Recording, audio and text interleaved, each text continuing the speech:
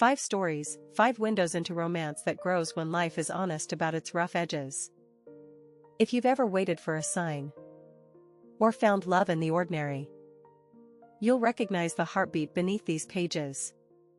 This isn't a fairy tale with a flawless kiss at the finish line. It's a collection of small revolutions, where trust is earned, time is patient, and the simplest act can become a lasting vow. So lean in, feel the weather, hear the city breathe, and allow yourself to believe that a real, unfolding love can arrive when you least expect it. The first tale begins on a rainy afternoon, when the street lamps glow like patient stars and the city wears a quiet patience. Mira, a librarian with a soft smile and a stubborn habit of shelving by mood rather than genre, discovers a traveler who keeps returning books with margins full of questions. They never speak at first, only leave notes in the margins. A ritual of curiosity that grows more intimate with each rainy day. The traveler asks about a character's courage, about a choice to stay, about whether mercy can stay long enough to heal what time has broken. Mira answers not with grand speeches but with tiny acts. Reshelving the book with a remembered detail. Slipping a bookmark into a story that mirrors the traveler's doubt. Saving a seat for tea at the library's corner cafe after closing. Their conversations become a thread between two strangers who have learned to listen to the pauses between words. The rain teaches them rhythm, patience, the uncanny magic of showing up when a storm finally clears. Mira finds the traveler standing at the doors with a book they've left open to a page about courage. In that shared breath, something sincere and unhurried unfolds. A vow made not in a single grand moment, but in a choice to walk through the next hour together. Love here is a quiet revolution, the decision to be present, to be honest, to listen when the other trembles, and to keep showing up even after the weather turns ordinary again. The second tale slips into a sunlit station where music threads between the tracks and possibility hums in the air. Its hero is Lila, an artist who sketches strangers and returns to the same bench every afternoon, hoping a miracle might color her life. She finds a note tucked inside a sketchbook left on a bench by a stranger who traveled. The note asks the author to draw what love feels like to them, not what it looks like. Lila answers with a mural painted in the bustling station. A chorus of color that folds over a gray wall and makes the space feel almost like a rumor, one that romance could be real. The stranger signs a reply in the margins, "I'll be back to see this tomorrow." And they keep returning, not sure if they'll meet, but certain that the conversation will continue. The murals grow bolder, revealing a narrative of two people who have learned to speak without fear, to offer a hand even when the future is uncertain. They finally meet when a station festival celebrates art and music, and in the crowd, they recognize the brushstrokes of courage on each other's faces. The love that blooms here is a collaboration, a partnership between two souls who trust the process, imperfect, evolving, and radiant in its honesty. The third story is about a kitchen and a shared dream.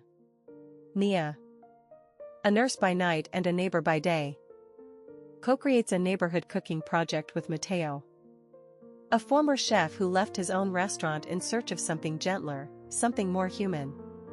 They start with a single pot, a recipe written on a scrap of paper that smells faintly of cumin and home. The project invites neighbors to bring a memory, a dish, a story. And each evening they gather around a long wooden table that has absorbed years of laughter and sighs.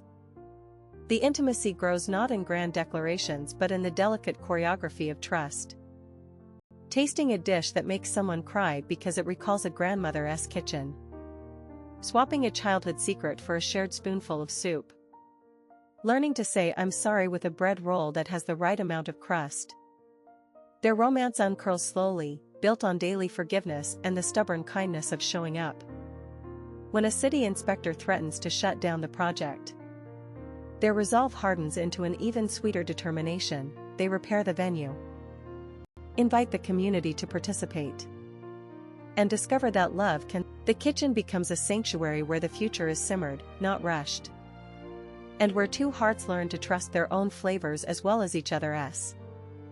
The fourth tale unfolds in a garden that belongs to the block and a tech studio that belongs to a man named Theo who fixes bridges, both literal and digital.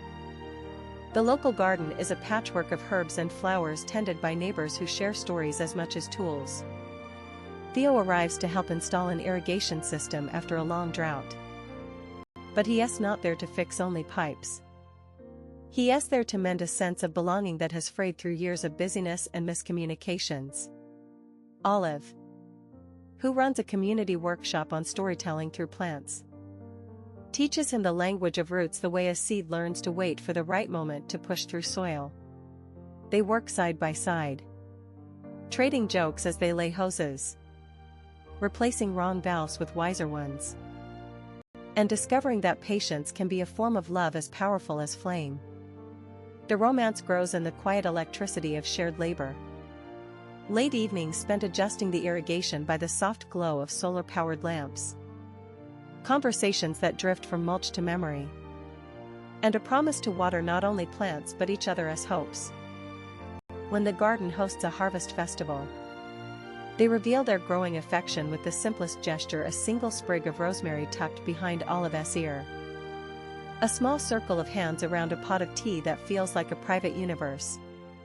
The fifth and final tale glows under the hush of a city night. It follows a late-night bus that winds through neighborhoods like a sleepy choir.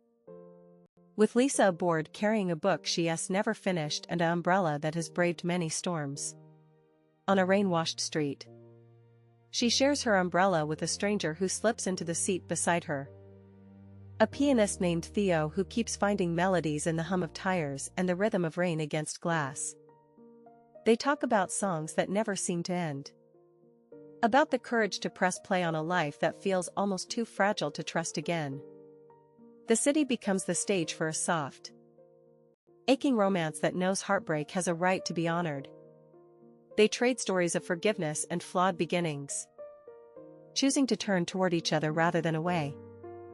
The umbrella becomes a symbol of shelter, two people deciding to weather uncertain weather as a team. To listen to the world's small soundtracks and let them guide a future that is tender, stubborn, and true. When dawn finally arrives, they walk off the bus into a street lit by pale gold. And the city's chorus swells with a promise that lasting love can be brewed from the simplest, most ordinary nights. Across these 5 stories, the overarching truth remains. Romance does not demand perfection to feel miraculous. It grows in the soil of perseverance, in the slow, careful work of choosing weekly to show up, to be honest about fear, to let affection illuminate the ordinary. The revolutions here are not loud rebellions against fate, but quiet commitments that redefine what a happy ending can mean. A true ending is not a closed door but a doorway that stays open, inviting a new morning where two people can relearn how to trust, how to listen, and how to love again, as if for the first time and as if forever.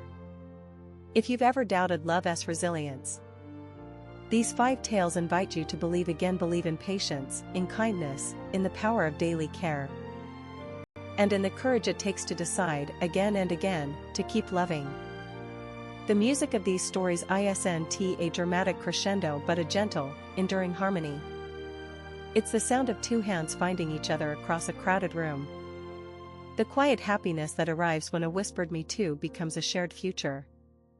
And if a single message emerges from all 5, it's this: you don't need a plan for a perfect romance. You need a willingness to grow, to trust, to stay, and to rescue the feeling you deserve from the busy hours of life. The world is full of small revolutions, tiny, stubborn oaths that love can be rebuilt, smile after smile, day after day. And in that steady, hopeful current, the possibility of a happy ending stops feeling like a rumor and starts feeling like a birthright you can choose for yourself. May these tiny revolutions linger in your heart, turning doubt into a doorway of possibility.